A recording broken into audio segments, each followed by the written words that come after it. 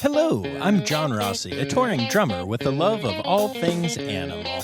When I'm on the road, I visit as many zoos, aquariums... Hey, wait a minute. What's going on? Hey, what's going on there? Hello? Hello? Hello? We interrupt your regularly scheduled program to bring you Rossifari Zoo news. News you can use from the world of zoos and conservation. Every week, we bring you breaking news and analysis from around the globe, featuring the animals you love and the people who care for them. And here's your anchorman, John Rossi. Hello, hello, hello, and welcome back to Rossifari Zoo News, your look at everything in the news of zoos, aquariums, animals, conservation, all that good stuff. I am coming to you this week from my hotel room at the Hard Rock Casino in Atlantic City.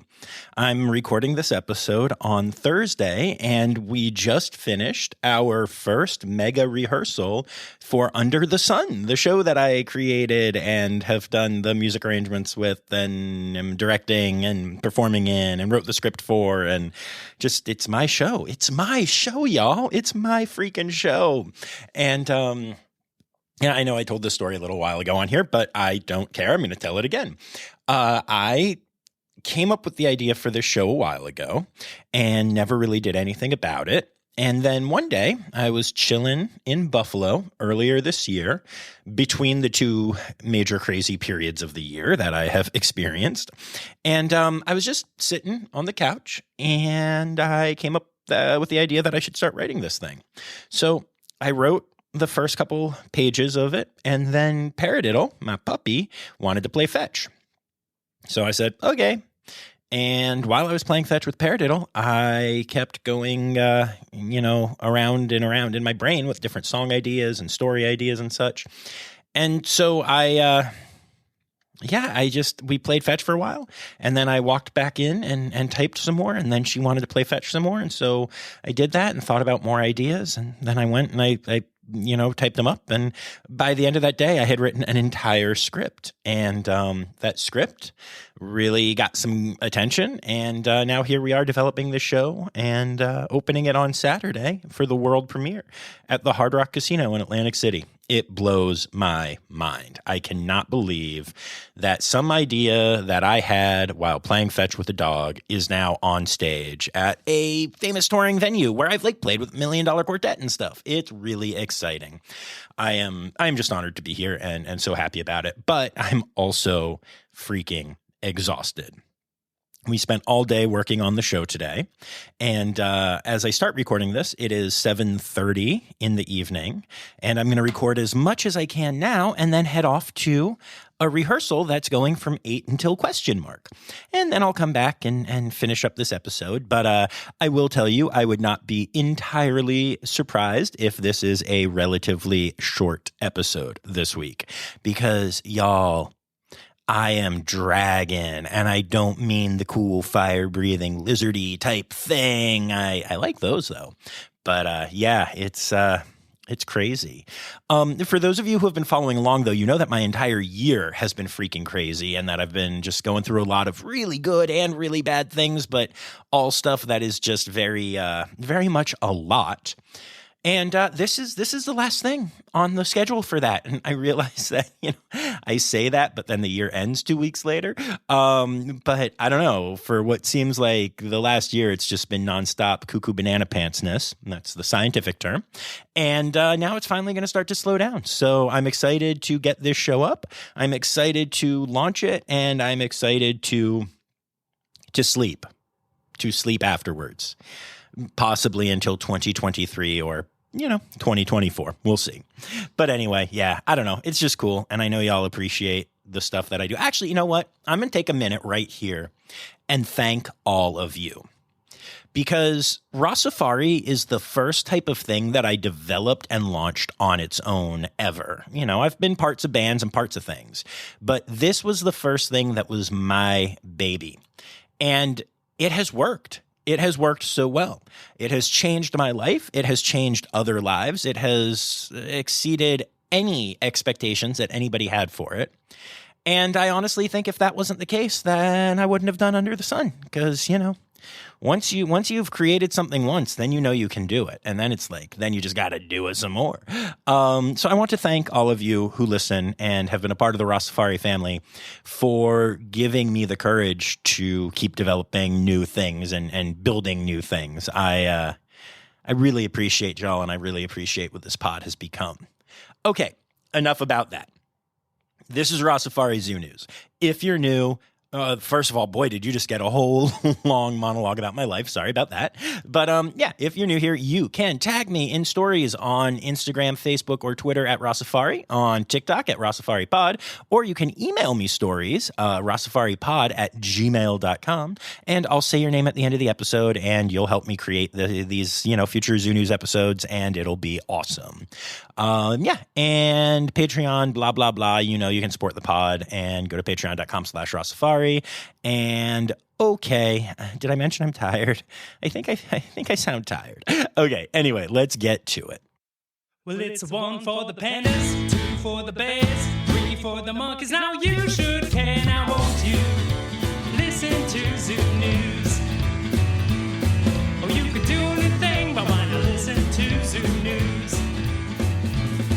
Well, it's a All right, so we're starting off this week with a story that I don't have the story for yet. So as this episode drops, it will be Friday, December 16th, and that is the day that USA Today is releasing its winners of 2022's Best Zoo Lights competition. This is one of the many USA Today things that I've told y'all about where it's just based on fan voting. I can basically guarantee you that the Cincinnati Zoo is going to win, and the reason I can basically guarantee you that is because there is a human being on the Cincinnati Zoo member page who posts links and encourages people to vote every day, and they take it very seriously, and so they're going to win. Probably. And, that's cool. That's fine. They do have, it is really gorgeous there with their holiday lights, but, that's how seriously I take these things. But I do know that some people are interested. So you can go and just do a Google search, USA Today Best Zoo Lights 2022. And as of the release of this episode, you will be able to see who won. I actually think it's going to hit on noon, if I remember correctly, on Friday. So if you're a morning listener, you might have to wait a little bit. But yeah, so you'll be able to find that out, and I may or may not talk about it more next week, depending on how light my other content is. And speaking of just kind of funny internet-y type things and zoos, I got a bit of a follow-up to a story that I told y'all about a few weeks ago that just had me in stitches. So you may remember that I told y'all that Fiona and Tucker, the new male adult hippo at the Cincinnati Zoo, who is the father of Fritz, the hippo baby, the hiplet, if you will, at the Cincinnati Zoo. Fiona and Tucker have been exhibiting some breeding behavior, and she's on birth control, and this is all perfectly natural. But I did mention that a lot of people in the various Fiona and Cincinnati Zoo groups were freaking out because she's just a baby and she's so small, and that's our little girl, and they did not really appreciate it. A whole lot of people have done the very specific anthropomorphism thing of just saying that, Tucker is her stepdad, and as such, this is just wildly inappropriate. And it's not, but it has been freaking people out, which is hilarious to me. Well, the follow-up comes from San Antonio Zoo. You may remember that there is a young hippo at the San Antonio Zoo named Timothy, and that Timothy sends Fiona all kinds of adorable little love letters and has even sent her gifts and such. Now, you may also remember from our episode about Fiona at Cincinnati that the zoo chooses not to participate too often. Every once in a while, the Cincy Zoo has sent a little gift back. Fiona does not write back to Timothy, and it is just kind of a one-way thing. Timothy recently sent another love letter to Fiona. And if you go to the San Antonio Zoo's page, you'll be able to read it, and it's cute. And the comments underneath it have gotten to the point of ridiculousness. So first of all, there are a whole bunch of people in San Antonio who now apparently expect these two to get a breeding recommendation. There are also a bunch of people who expect that to happen, who then expect Fiona to go to San Antonio. They think they're going to get Fiona at their zoo. Now, we've talked about the complexities of zoo animals and the SSP and the fact that they do move for breeding a lot, but I know that I've mentioned this to you before on this podcast, and we've had people like Sarah Glass, who heads up the Red Panda SSP, talk about the fact that zoos can choose to not move their animals if there is a good reason. Fiona being the queen of Cincinnati and the most beloved thing at the zoo is a dang good reason.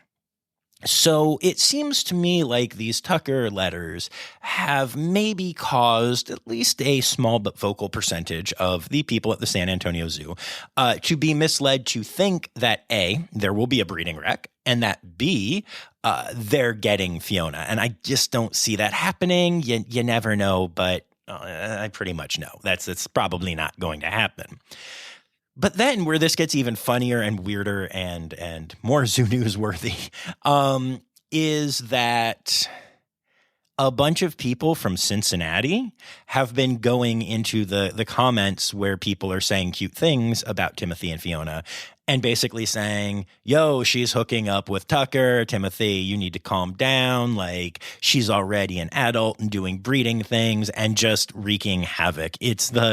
Frankly, it's the nerdiest trolling I've seen in quite some time. And it's very specific and very weird. But yeah, there was a whole lot of awkward conversation happening in the comment section of that photo. So if you're really bored or you want to see some funny stuff, unless the zoo has deleted those, there's a lot of really weird and awkward stuff there that you can go and check out. Enjoy. A penguin named Pichu, after the Pokemon, who lives at the John Ball Zoo, recently needed emergency surgery after swallowing a dime that was thrown into the penguin habitat at the zoo. Most likely, Pichu took a look at the dime, which looked all silvery and shiny, and assumed that it was a fish, and thus ate it. And it turns out dimes aren't good for penguins, and as such, emergency surgery was performed.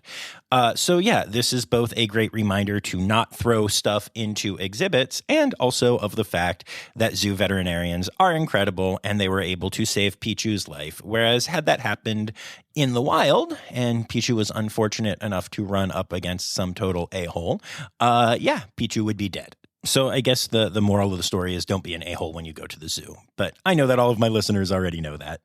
The Henry Dorley Zoo and Aquarium in Omaha, Nebraska, recently announced the birth of 4 cheetah cubs to mother Cleo and father Rifu. The Henry Dorley Zoo just seems like one of those places that always does a great job breeding cheetahs. I have seen some really adorable cubs there in the past, and with these new cubs, 20 cheetahs currently live at the safari park of the zoo, as well as 5 additional female cheetahs that live on exhibit and 2 male cheetahs that live off exhibit. So that's a whole lot of cheetahs. But, you know, they're doing a great job with the breeding, so it all works out. Yay, baby cheetahs. Or cheatlets. Mutual of Omaha's Wild Kingdom television show has officially come back after many years.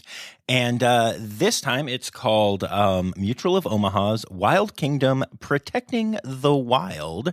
And it is a series that goes to a lot of AZA-accredited zoos to look at the animals there, as well as spending time out in nature. And recently, Wild Kingdom officially announced that if you go to mutualofomaha.com, you can stream all episodes of the new series for free. That's right. So it is available on cable television as well. But for those of us that have cut the cord, we can now go watch this awesome show for free. They've been working with the AZA for a while now. They even had a vendor booth at the conference in Baltimore. And like I said, a lot of the episodes feature AZA accredited zoos. So it's a cool opportunity to take another look at some in situ and also not so in situ conservation efforts happening around the globe. The San Diego Zoo Safari Park recently announced that two of their male gorillas, 14-year-old Frank and 11-year-old Monroe, have been moved to a newly renovated habitat at the safari park. This is because they were increasingly spending time challenging Winston, the troop's silverback at the park, because they are getting older, and that's, what happens. Generally, young male gorillas will branch out from their troop between the ages of 10 and 15 to either form bachelor troops or to establish a family of their own. I will say that I, was at the safari park back in October and actually saw some of those challenges going down, and it was quite spectacular to watch, but also, got to take care of all the animals. So now there is a separate exhibit where you can go and see these two males as they reach sexual maturity, and I'll be curious to see whether they end up forming a bachelor herd there or if they'll get SSP recommendations. We'll see what happens, but it's pretty cool that the safari park was, paying attention and knew that they needed to do this. And last but not least in zoo news this week, Stevie Fox, the ambassador fox that I love so much, who was living at the Columbus Zoo, has moved to the Ohio Wildlife Center. Stevie is going to be there, and she is actually going to be joining some other red fox den mates there, Penny and Popo. So they're currently in separate enclosures, getting to know each other and also doing the quarantine period and all that stuff. But yeah, now if you want to see Stevie Fox, you have to go to the Ohio Wildlife Center. On a completely unrelated note, I soon plan to send an email hoping to set up an interview at the Ohio Wildlife Center. Stereotypical animal podcast theme song. Here to bring you to conservation news. All right, our first bit of conservation news is actually huge news, really huge news. A company known as BioRescue has officially produced the first primordial germ cells from Northern White Rhino stem cells. This is the first time this has been done not only for rhinos, but for any large mammals.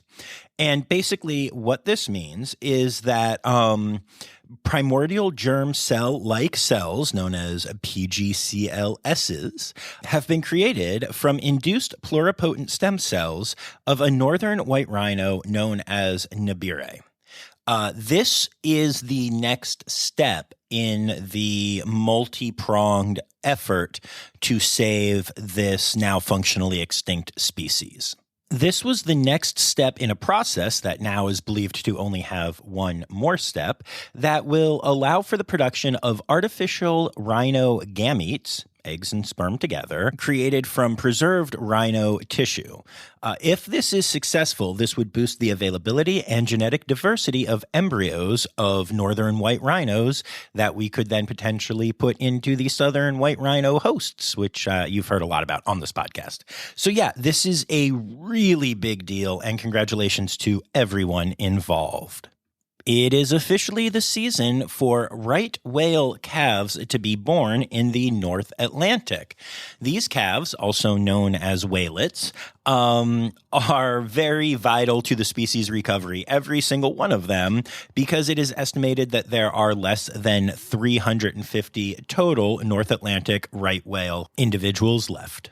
At this time, North Atlantic right whales are getting killed off at a much faster rate than they are able to reproduce at, and that is mostly because of, yep, you guessed it, human causes. We suck. So hopefully this will be a good season for whalets to start popping up, and boaters will be more aware than ever and not, kill them.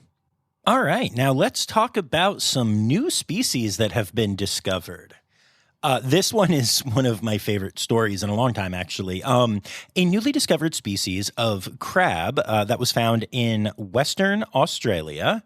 It's the Lamarckdromia beagle, after Charles Darwin's famous ship, does something really interesting. It wears a living sponge on its head like a hat. The sponge's biochemicals help to ward off predators. And yeah, so this crab actually picks up a sea sponge, and then they cut them down to size with their claws and perch them on their heads and wear them indefinitely. It is a symbiotic relationship, and it is really freaking cool. And there are crabs that wear hats, and that makes me, well, frankly, really happy. And then along with that discovery, also in the down under, but in a different sense, but down under the ocean, researchers actually took cameras 3.5 miles under the surface of the ocean. And they have discovered a bunch of different fish and other species that have not been identified before. There's a lot of weirdness. There's a lot of bioluminescence. There's a lot of really big, scary fangs. There's a blind eel that is covered in loose, transparent, gelatinous skin. There's just so much interesting stuff going on. There are hundreds of species, most of which they think have not been identified yet. So this is a really big deal. And it's so funny to me because, people always say space is the final frontier because, well, a television show told us that back in the 70s. But it turns out that there's a whole big frontier in the ocean that we have not yet explored. And now that we're starting to, we are finding a whole bunch more biodiversity that we just did not know existed. Fusion reactions are the type of chemical reactions that power the sun and other stars. And for decades now, scientists have been trying to create fusion reactions on Earth that have a net energy gain. Basically, the problem is that fusion happens at such high temperatures and pressures that in order to make it happen, it actually costs more energy than it produces on Earth. Up until now, anyway. Researchers at the Lawrence Livermore National Laboratory in California, for the first time ever, created a fusion reaction with a net energy gain. This is a huge deal, okay? Fusion energy, if properly contained and controlled, could be a wonderful source of clean energy that arguably could power our entire world with clean energy, arguably even free energy, although we all know capitalism won't allow that to happen. But this is a really, really big deal. And of course, the Energy Secretary of the United States, Jennifer Granholm, said that the breakthrough will pave the way for advances in national defense and the future of clean power. So, our government still cares more about defense, and by that they mean war, and by that they mean blowing stuff up, than about clean energy. But even they admit that this will help with clean energy. So that is pretty cool. This is actually a huge deal.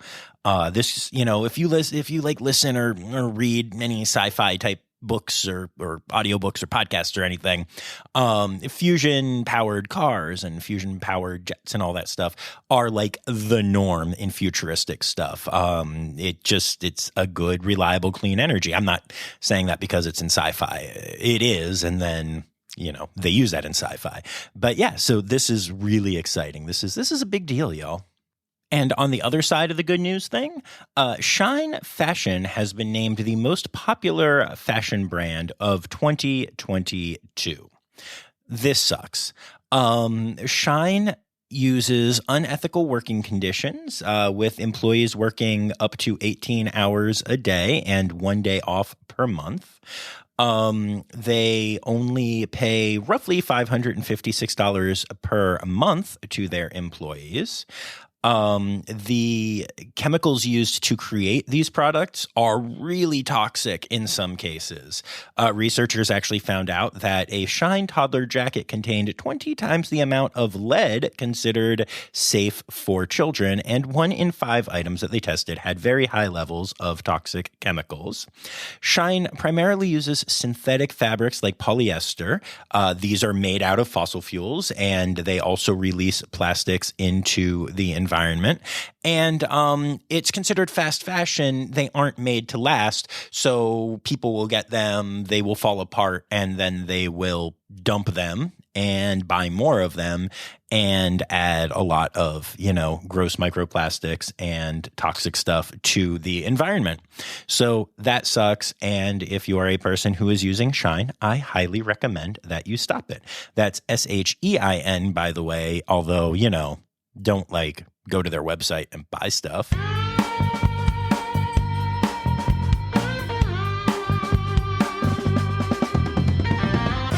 In other news, the state of New York has put in place a ban starting in December 2024 that prevents pet stores from selling dogs, cats, and rabbits.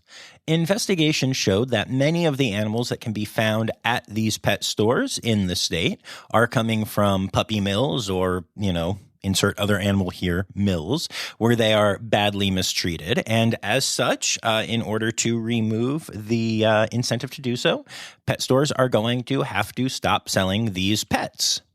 So they might have to change their name. But hey, other than that, if it's going to help cut down on bad practices, then I am all for it.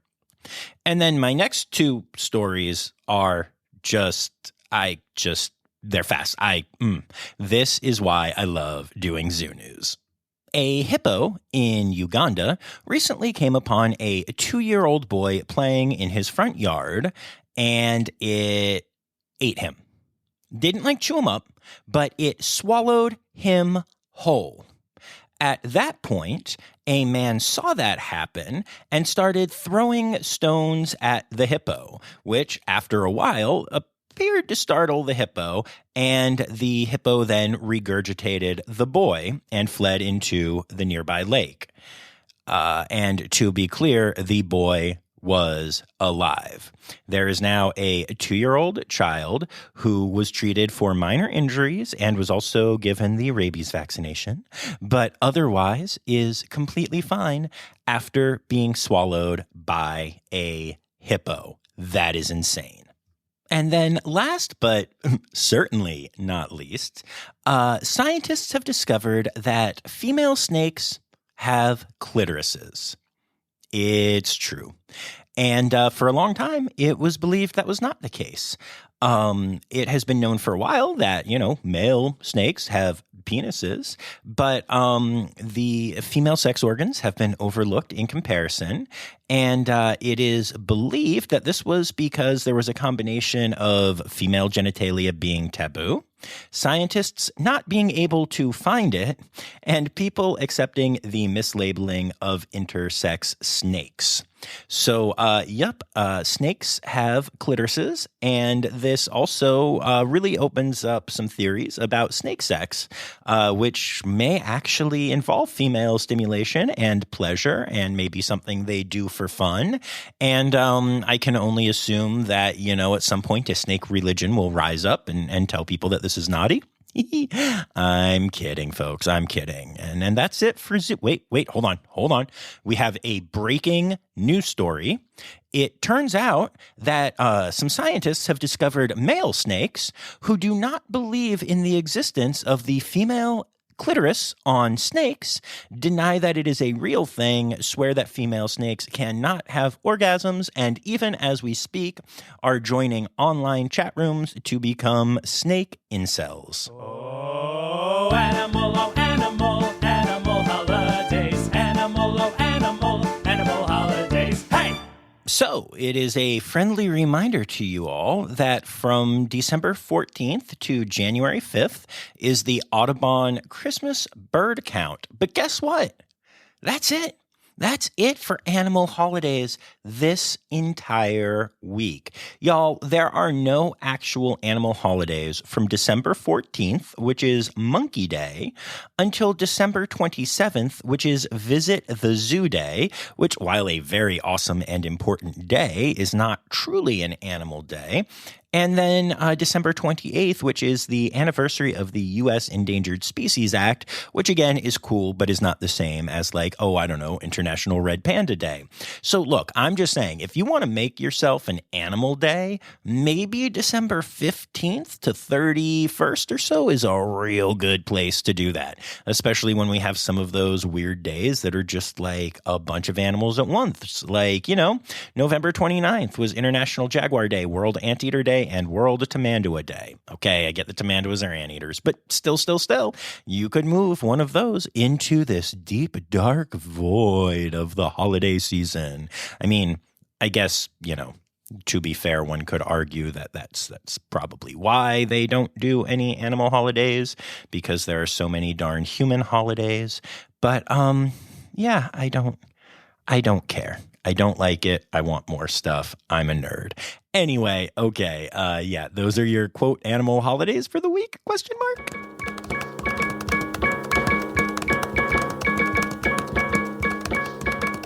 And there you have it, folks. Your week's Rossifari Zoo News is done, and I hope y'all enjoyed it, especially because this was all time I could have spent prepping for my show even more. But I love you, and so I didn't. You're welcome.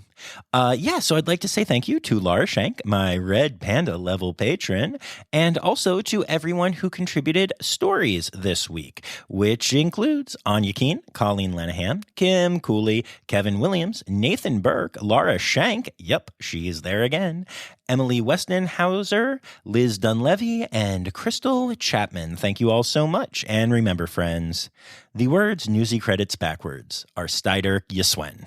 The Rossifari podcast is produced, hosted, and engineered by John Rossi. Editing and fact-checking by John and Dr. Zoe Vesley Gross. Our theme song is Sevens by Nathan Burke, performed by Nathan and John. Interrupting John theme and additional voices by Taylor Isaac Gray. You can reach John directly on Instagram and Facebook at Rossifari or by email at rossifaripod@gmail.com. Rossifari is part of the Daydreamer Media Network. Now, stop listening to me and go visit a zoo.